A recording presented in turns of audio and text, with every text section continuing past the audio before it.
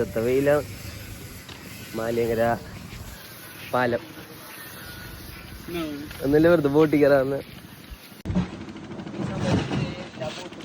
Full കയറ്റിട്ടാക്കിയിട്ട് Christmas ഒക്കെ എന്താന്ന് തോന്നുന്നു അല്ലേ? അല്ലെങ്കിൽ പണിയുള്ള ബോട്ടുകളായിരിക്കും. ഇതൊക്കെ ഒന്നും പോണില്ലെന്ന് കുറെ നാളായിട്ട് പോവാത്തോണ്ട് ടേസ്റ്റുകൾ കുറെ കിടക്കണം.